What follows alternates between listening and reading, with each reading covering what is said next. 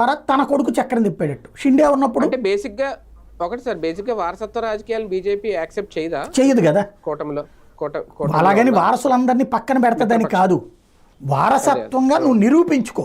Direct కొడుకు కాబట్టి direct గా సీఎంలు అయిపోబాక, లేదా ఎమ్మెల్యేలు ఎంపీలు అయిపోబాకండి. ముందు ప్రూవ్ చేసుకోండి, ప్రజల చేత యాక్సెప్టెన్స్ తీసుకోండి, ప్రజల మీద రుద్దబడద్దు అంటది. ఇప్పుడు కొంతమంది మాజీ ఎంపీలు మాజీ ఎమ్మెల్యేల బిడ్డలకో వాళ్ళ కుటుంబాలకు ఇచ్చారు పదవులు వాళ్ళు కూడా. కానీ శివసేనతో పొత్తు పెట్టుకోక ముందు కూడా శివసేన అలా బాల్ ఠాక్రే నుంచి వచ్చిన పార్టీయే కదా, అప్పుడు మరి ఎలా పొత్తు పెట్టుకున్నారు? ఇప్పుడు షిండేని ఎందుకు యాక్సెప్ట్ చేయలేకపోయారు అనేది. బాలాసాహెబ్ ఠాక్రే చనిపోయాడు కదా, ఆయన కొడుకుకి ఇచ్చారు, ఆయన కొడుకు ఆ పార్టీని నడుపుతున్నాడు కాబట్టి పొత్తు పెట్టుకున్నారు.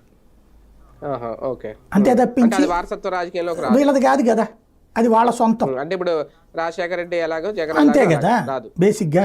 అంటే రాజశేఖర రెడ్డి కొడుకుగా అవుతుంది ఆ లెక్కనైనా సరే. ఇక్కడ అదే అదే ఆయన చేతిలోంచి తీసుకోలేదు లేదు కదా పార్టీ. ఇక్కడ వాళ్ళు బతికుండగా ఫాలో అప్ వారసత్వాన్ని యాక్సెప్ట్ చేయట్లేదు. అది కొన్ని రకాల మినహాయింపులు ఇందులో, అన్ని చోట్ల అట్లా ఉంది అంటే కరెక్ట్ గా లేదు. కొన్ని ఎగ్జామ్షన్స్ తప్పనిసరి పరిస్థితుల్లో ఎగ్జామ్షన్స్ ఇచ్చుకుంటోంది అనమాట, అందులో భాగంగా నడుస్తోంది. ఇప్పుడు ఇక్కడ ఏమైపోయింది, ఈ ముగ్గురికి మధ్యన అసలు తలనొప్పి వచ్చింది అనమాట. ఇప్పుడు ఉద్ధవ్ ఠాక్రే తన కొడుకు కోసం రాజకీయం నడిపాడు, తర్వాత శరద్